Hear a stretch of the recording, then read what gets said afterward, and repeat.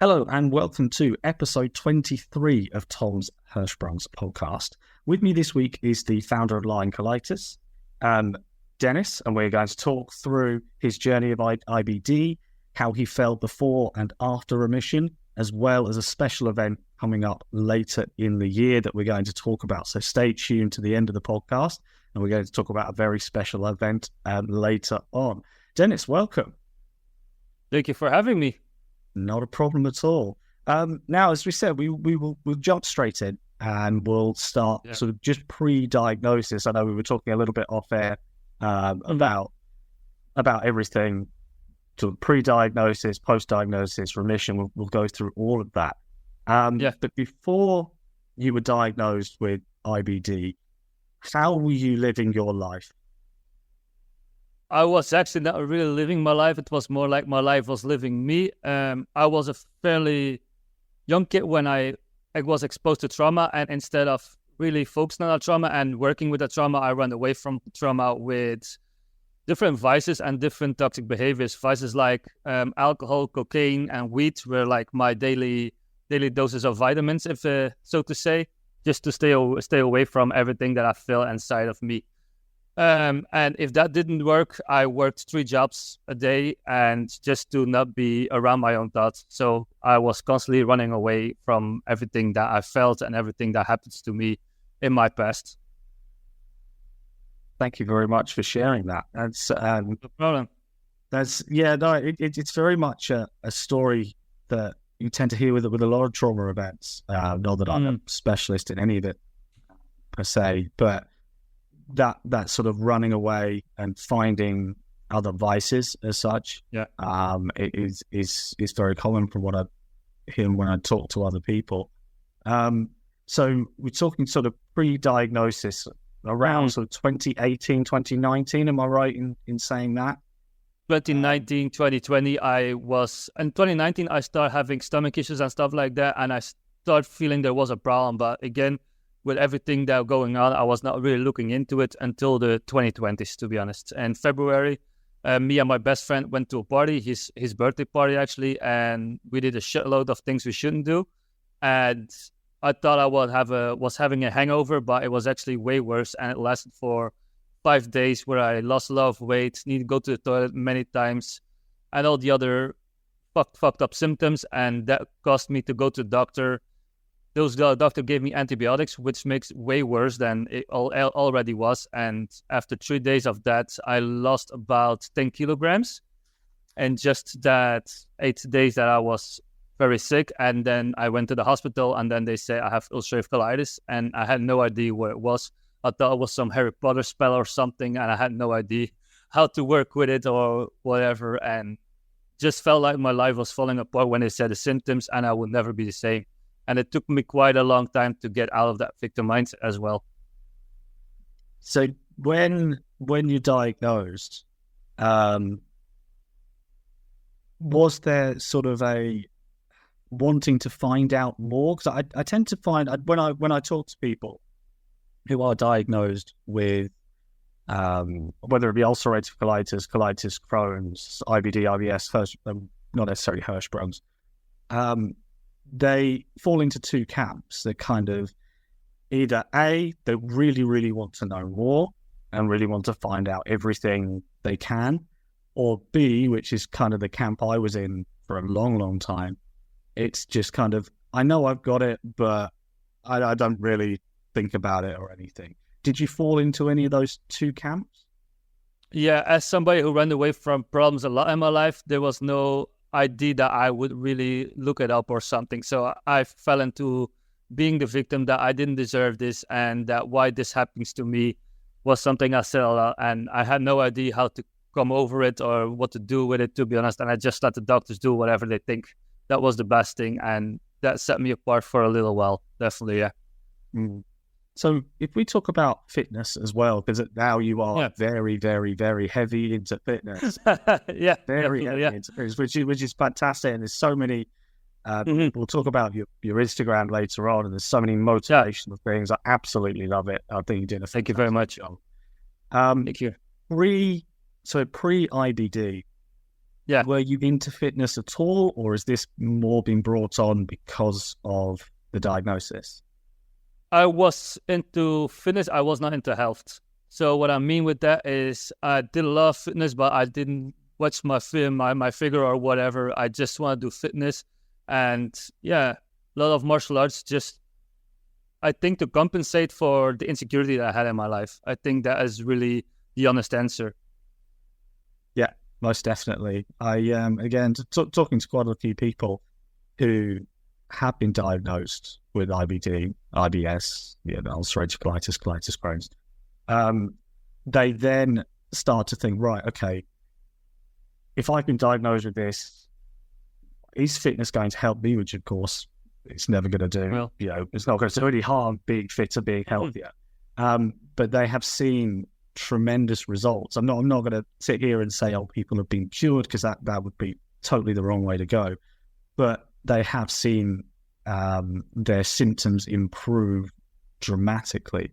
And when you say, oh, I was into fitness but not into health, when you were diagnosed with IBD, how did you start going about being more into health and fitness rather than just the fitness side? Yeah. So for me, I think it took me 6 months to actually accepting that I was diagnosed. So it was 6 months of being, I like to call it a victim mindset, because I felt like I was the victim here. And I watched a lot of Netflix in between hospital sessions and in between just bed resting. And at some point, I came up to a documentary about people who really changed their life again and really came up against the adversity. And I felt like if they can do it and they had similar past like I have, I can do the same thing. I started reading, and at some point I was like, okay, if my behavior wasn't healthy in the past, how can I make my behavior healthy now? And just because I was living in bed, I was like, okay, I just can easily, because it was in the middle of Corona, I could easily buy me an online course about personal training, and I will learn a lot about either nutrition and personal training and fitness. I was like, okay, I just gotta do that, and I'm just gonna give my all. And when I'm healthy again, I can become strong again. But now I'm just gonna focus on the knowledge about it, and that helped me a lot with it. Fantastic. Do you remember what the documentary was called? I know it's probably quite a while ago.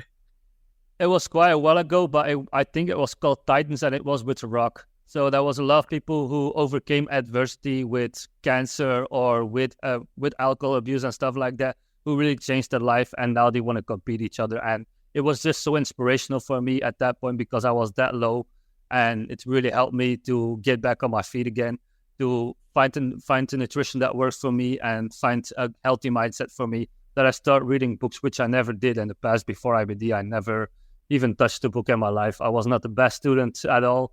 And yeah, it just clicked for me. It was just made a switch that this was not the life that I wanted to live for the rest of my life. And if something needed to change, I was needed to change. That needed to happen. Most definitely. And I think you're right. When your books aren't for everybody. I know that I struggle to sit down and read, more than sort of 4 or 5 pages before I think, right, I'll go do something else. But I think now, with the way life is now, there's so much more in terms of media that you can consume. There's obviously your Instagram videos are a great a great way of doing that as well. But there's obviously books, there's video, there's pictures, there's all sorts of things that you can consume. So it isn't, if you think, right, to find out this thing, I've got to read a book and I've got to do this and that and the other, is not necessarily the case, certainly not anymore. So yeah, no, I think that's fantastic. And so if we talk about, so you went into remission for IBD. Exactly. No, I'm in. Oh, sorry. Sorry, go on. Yeah. Yeah. No, I'm in remission for about 3 years. So yeah, absolutely fantastic. And I just want to talk just very briefly about, so a few months after remission, you went to Prague, or some friends took you to Prague. You would talk a little bit about that? Yeah, exactly. So I felt like I was in remission, but I didn't felt good enough. And I felt like the symptoms would occur again. I was very insecure about it. And my friends saw that I was definitely doing better with putting on more weight, getting back to the gym, but it was my own gym in my own house. So there was no reason for me to get outside the house. And they really were, I don't want to say sick of me, because they were really understanding. So not all my friends, but those 2 friends that I'm talking about right now were really understanding about my symptoms and stuff like that. But at some point, they didn't saw the symptoms anymore. I didn't have the symptoms anymore, but in my head, it states that I had that symptoms. And yeah, at some point, they say, okay, fuck it, we're taking you to Prague. I was like, I am not possible to go to Prague. You will be fine. We will guide you everywhere. No worries. We have a hotel, and the hotel have many bedrooms. And if we only stay in the hotel, we only stay in the hotel. We go there. It's 10-hour drive, and every couple kilometers there is a toilet near you. We checked everything for you. You will be fine. And that really eased my mind. And I had an amazing time in Prague. To be honest, it was great. Also, I could eat everything I wanted, and that was such a relief for me. And at that point, I started believing that I was really in remission. That was the first time that I really felt like, okay, I'm in remission now. I'm getting more healthy. I'm getting stronger. All right, this is my new life, and this health advice and all the knowledge that I had is really helping me, and I will stick to this program. Fantastic. Yeah, no, I think that's a really important point you bring up when we talk about the physical side of health. And when you go and see a lot of doctors and they talk about the physical side of health, which is absolutely their job, and they do a fantastic job at doing that. But sometimes the sort of social, emotional, mental aspect probably gets left on the table a little bit. And having a community of friends, a few friends that sort of understand that they're wanting to help your condition, not trying to fix you or anything like that, but just kind of going, right, we really, really want to help, is just invaluable, I think, in my eyes. And having your 2 friends there, and obviously incredible people that have said, right, we really want to help you, and we've planned all of this, did all of this, that, the other. It might not necessarily be having friends that go to that length and that extreme, of booking a whole holiday for you and everything, but it might just be people, sending you a message and just going kind of, are you all right? And this, that, the other. Is there anything I can do to help? And blah, blah, blah. So yeah, I think having a strong friendship, strong community is so, so important. And that's kind of what I've found a little bit being on Instagram as well. There are so many people out there who, they're not giving medical advice. They're not saying you need to take this, do that, do the other, but they're just trying to support each other. And I think that's incredible. And if we sort of touch on your Instagram as well, you started it sort of mid 2023, roughly. I started in September. I actually started on my birthday in September. So yeah.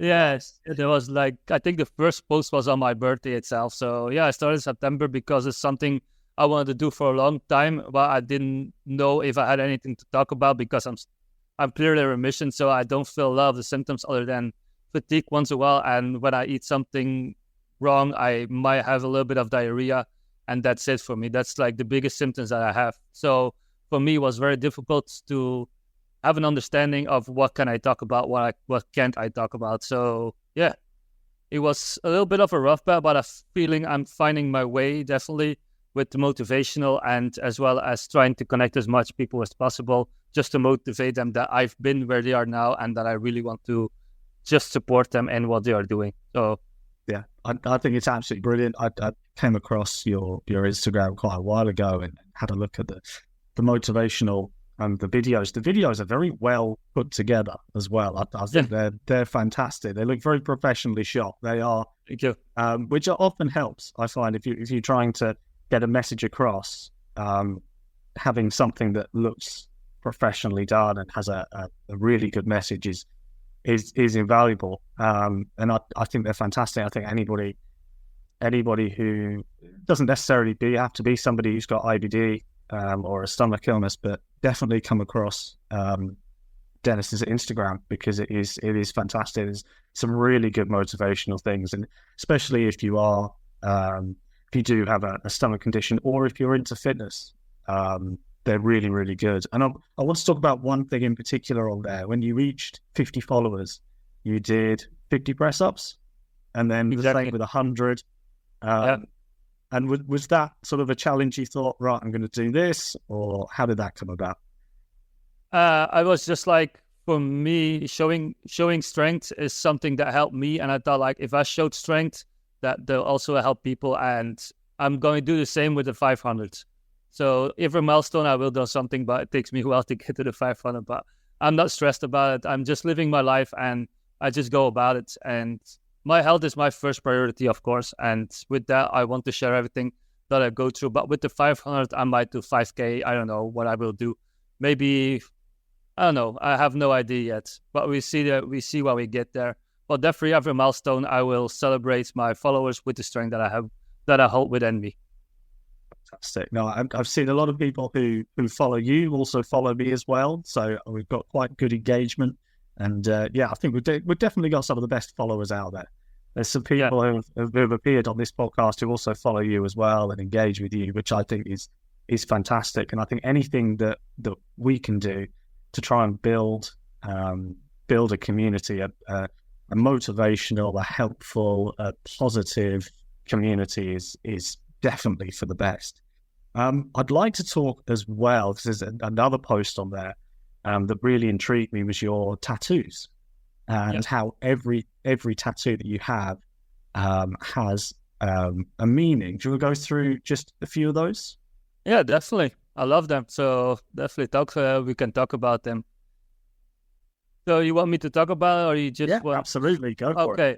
So the first one I started was when I was in remission, and that was Life is a Beautiful Struggle.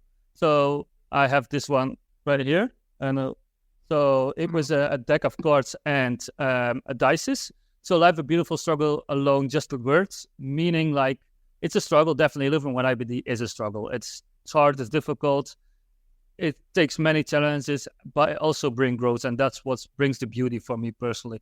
But it's still a struggle, and it will always be a struggle. If I decide not to check for my diet anymore, I will get back into whatever medicine I take, and I believe the medicine helps a lot, and I take my medicine, I take Stelara, but the medicine alone will not do it for me personally. So if I go back to my old vices and I go back to my old life, I will not be in remission for, I think, maybe a week. So therefore, it's still a struggle, and monetizing everything I eat and everything I do is a struggle, but it makes it very beautiful. It gives me the life. It gives me the gift of life for me personally. So that's why I put that tattoo on there. And also the cards is, we got to work with the cards that we have until we have better cards. So in the beginning, I have very bad cards, and I had no experience with health. I have no experience with the mindset and stuff like that. But I keep trading my cards and the whole poker game, and I keep doing that until I have, like, for me personally, a royal flush. For me, this life that I live now is a royal flush. I absolutely love my life. I have very much gratitude for everything that I come across, even the challenges or growth. I have enormous gratitude for it. And the dice just stands for, you just have to need a little bit of luck. Just come across the right pages, come across the right people, and just hope you have the luck that you will interpret and you will find the right things and the right things to do, and those work for you. It takes a little bit of luck and a whole lot of determination to come in remission and start to love life again. So that was the first one. I had that one, I think, in 2021, 2022. And then this year, me and my tattoo artist was like, all right, we were having a drink, me, not alcohol, I drink a normal drink, because I also don't drink alcohol anymore, almost for a year now. So I'm very happy with that. It took me quite a while to stop alcohol, but God bless you. Sorry. It took me quite a while to really stop alcohol. It happens fairly quickly that I reduced alcohol, but it took me quite a while to really stop it at all. And since August last year, I quit it completely, and I'm so happy with it. So Fantastic. Well done. Yeah, thank you very much. It's still a struggle, to be honest. Sometimes, some days it's still a struggle, and I think it will always be a struggle. But I think it gives me so much more health, and it creates so much more opportunity for me when I'm not acting like a drunk bastard in meetings and stuff like that. So, yeah, it's good not to be that one, isn't it? Sorry? It's good not to be that one, isn't it? Yeah, exactly. So I only drink when I have something to celebrate. So my niece is born in in April, and then I drink 1 glass of champagne, and then I quit. So only when I have something to celebrate, then I will drink something with my friends, but never alone anymore, because that's really when the demons come out, when I drink alone. Yeah. So Fantastic. yeah. So that's when we started designing the whole tattoo, and we decided to go with the Greek god Atlas, because he stands for enormous endurance, with carrying this boulder on his arm the whole time, enormous determination and enormous strength, and that's something that I feel like we need with IBD as well. And after that, we decided we need to have a warrior mindset with living with IBD. And even though my warrior is completely bruised and has a very bruised plate and no weapons at all, he still stands strong. He still stands tall. And even on our worst days, we have a tremendous amount of strength going with this condition. So therefore, I have the warrior on my arm. Also, I have some buildings next to it, and the buildings collapsing the more you go above. So for me, it was really, I need to break myself down. So I need really to kill the person that I was to rebuild to the person that I am. We have to die a little bit to become a new person, to transform ourselves. We can't go around it with the person that we was living our new life. That's just impossible. So therefore, I have the buildings on me. I have also Sic Parvis Magna, and Sic Parvis Magna means greatness from small beginnings. I didn't start off with running a 5K, 10K, or whatever K. I didn't start off with benching a tremendous amount of kilograms. And I didn't start off with just living this mindset that I have right now. I started off with a 5-minute walk in my garden, being completely exhausted and running to the toilet. That's why I started off, and I built from there. And right now, I feel like I have great vision in me to do a lot of things, but I didn't start out that way. And we have to start small to become great. And that's really why I put that on me. And then I have also an alligator eye, because alligators can see in the dark. And you have to see a little bit in the dark to really navigate through the symptoms and stuff like that, because it's a dark place when we first diagnose. It's a very dark place where we don't understand what we are doing. When we try something new, we go in a dark place. And if we can't see the light in that dark place, and if we can't navigate through the dark, it's very difficult to see the light. So that's also why I have that tattoo on me. Then there is also some sun and some thunders. That meaning this too shall pass is a sentence that I said a lot to myself when I was diagnosed, and it will pass. The storm will pass and the sunshine will come. And then the last part I have is my tattoo artist's logo. It stands for Pendulum Swings, and Pendulum Swings just stands for time. And yeah, for me, time will heal all wounds, together with some scars that I have right here. So time will heal all wounds, but the scars will remain. So that's my whole tattoo explained. That's my whole tattoo explained, and a little bit of a shell. Lovely. Thank you so much for that. And again, for somebody like me who's like, I don't have tattoos, I love the explanation behind them. I love the story behind them. And I think that, and I love the fact that, I mean, I'm a big appreciator of art, and I love seeing why things occur and how things occur, and sometimes you see tattoos and you think, oh, why was that like that, and everything like that. And I love the fact that everything has a meaning and a purpose and a story. So thank you ever so much. And I think that is on your Instagram page as well, where you do go into a big deep dive into all of your tattoos, like how they're there. And what have you. So that's fantastic. Thank you so much for sharing. And it's been all sort of towards the end of the this is dog in the background. Yeah, I'm very sorry for the dog. He decided he wanted to come on the podcast as well. I wanted to go. We can have 3 people on the show. No, I love dogs. Dogs are fantastic. Come here. And very. Why are you crying about? What are you crying about? He just wants to be part of the show. That's no problem. Yeah, there's no problem. And as we move towards the end, I wanted to sort of talk about something big that's happening in September. So you have, and you're coming over to the UK for this.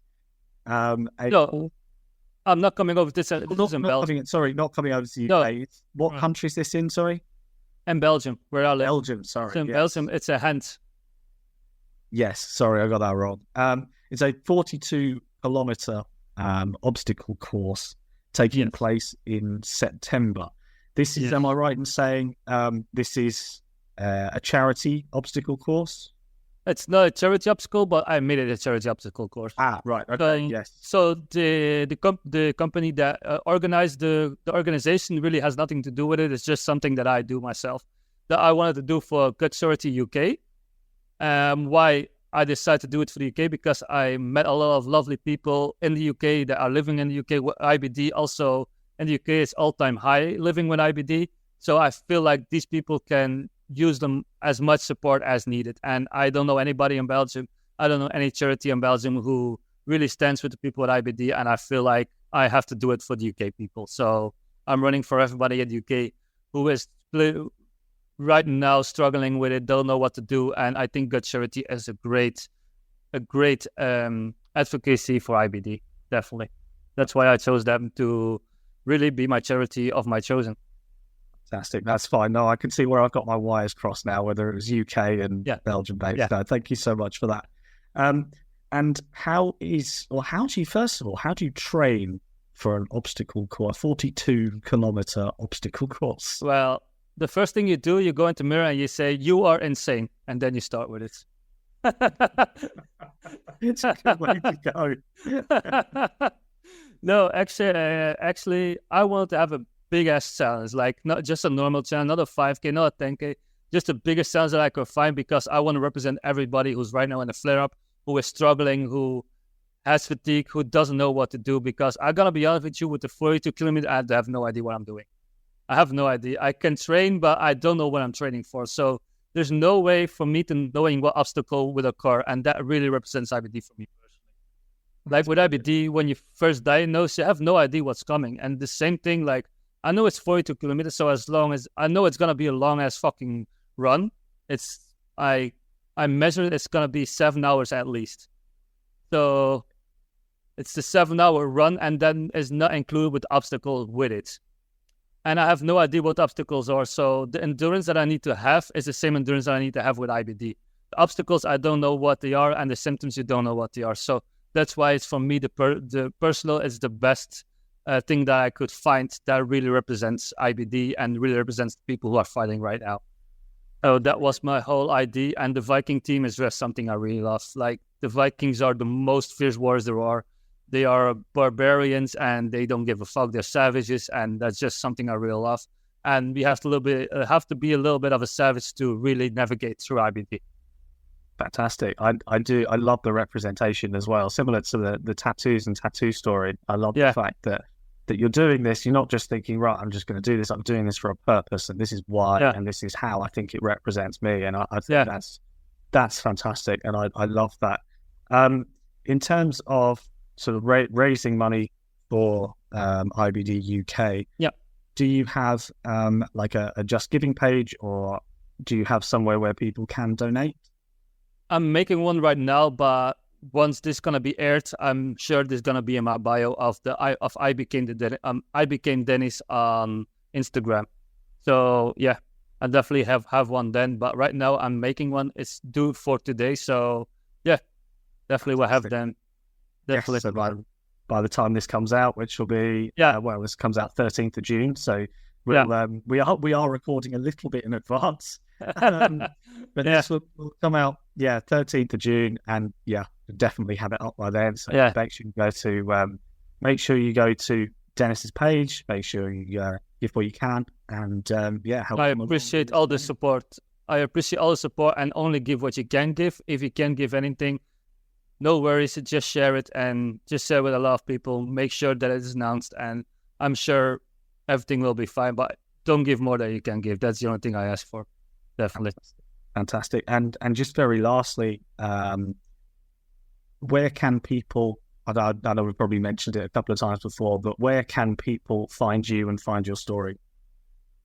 You can find me I became Dennis and on Instagram, and for now that's it. But I'm also creating a podcast with Chris Roberts that I became determined, and I'm creating my own YouTube channel as well, where I will explain my own story in a medieval story. So So there's gonna be a little bit of a listening. I don't want to say podcast, but listening episodes of what I went through, but not in the current times, but more in the medieval times, because I love the medieval stories and stuff like that. And it's gonna be more of a fantasy novel where I more explain what I went through in the terms of Colin Firestorm, which is the character that I created. Brilliant. That's absolutely fantastic. Yeah. Yes, well worth a listen. And yes, I talked to Chris a few weeks ago. His episode, yeah, I know. As we're recording now, his episode is coming out this week. So yes, two fantastic people. It will be a fantastic podcast. And then just lastly for me, I think is to say best of luck with the obstacle course. Thank you very much. I will for sure do the best that I can. So it's a water obstacle course. So there's a lot of times into water. So also start swimming and do other things as well. Right now, I'm not as much in the gym as I want to be because I'm training much more for other things. So I'm training 1 day a week in the gym where I do mostly compounds. I do everyday body weights exercises, just 5 exercises a day, just when I wake up. I do ice baths just when I wake up as well because this water's going to be cold as well. And ice baths are just great for your autoimmune system. So that's also something I do. I do rock climbing also in preparation of this. And I found a gym that really trains for obstacles. I don't know what obstacles will be there, but if I train enough, I might have enough knowledge about the obstacles that I can really endure them. And I just got to make sure that I have the 42 kilometers. I don't know if I'm going to run it, crawl it, barrel roll it, or just roll it in general. Or maybe I get towed. I don't know, but I will get to the 42 kilometers. Definitely. Because I want to do this for everybody who's fighting right now, and I don't want to anybody feel like they can't do anything because everything is in our power, and even running 42 kilometers is in my own power. Definitely. Brilliant. And yes, we'll be definitely sure to follow your journey, follow how you get on, hopefully see you at the finish. And I wish you the best of luck, obviously, with the obstacle course and the podcast with Chris and for everything in general. Thank you ever so much. Thank you very much. Thank you for the opportunity.